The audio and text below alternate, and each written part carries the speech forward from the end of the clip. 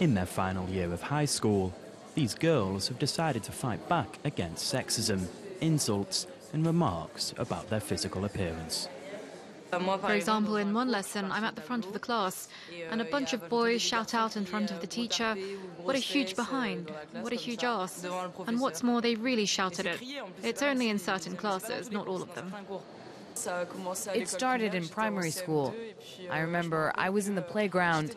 There was a boy who lifted up my t-shirt and grabbed my breasts. The girls go to school in Pontoise, just outside Paris. In December, they organised a protest against sexual harassment. It encouraged both teachers and students to take action. I think women should not be reduced to objects, and they should not be judged on their body or their way of speaking. Their demonstration has had impact further afield. The pair have received messages from girls in other schools complaining of similar harassment in many different situations. We don't talk enough about what's going on at school. You need to find the origins of sexism and tackle it at its roots. We want to show that it happens from an early age, that we, as young people, as college or high school students, are affected by this from a young age. This type of harassment often occurs in college. Data from the French Education Ministry says that 11% of girls have been on the receiving end of sexist insults. 8% say they have been groped in school. Every year at Jules Verne School in Paris, 3rd and 4th year pupils discuss sexist attitudes in a group session hosted by a specialist association.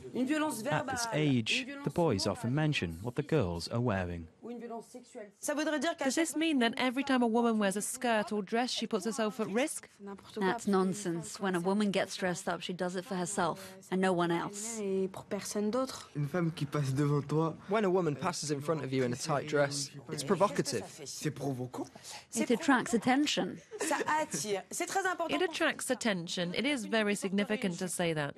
So, does that mean that a woman who wears a skirt or a seductive outfit would qualify as easy, as available for everyone, just because the person who looks at her is attracted to her? Does that mean that boys are unable to control themselves?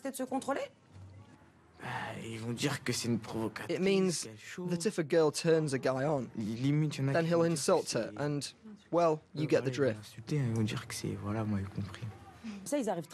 These students understand that they can be taken over by desire that can be incredibly strong.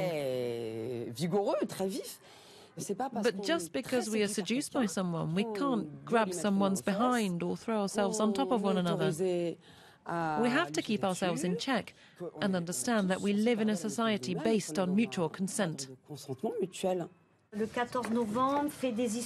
As well as focusing on prevention, every month, the school principal takes a look at problematic cases. No sexist attitudes are tolerated. There was a young man who pulled down the pants of a girl going up a staircase. Fortunately, her underwear was not removed, but it was incredibly humiliating for the girl, and the boy has been very severely punished. In 2 years, the atmosphere at the school has considerably improved. The number of sanctions have decreased by 4-fold. This column, for example, shows the amount of temporary exclusions. Last year there were 32, this year 7. There were 3 permanent exclusions last year. This year there have been none. The results are very encouraging. The effects are there for all to see.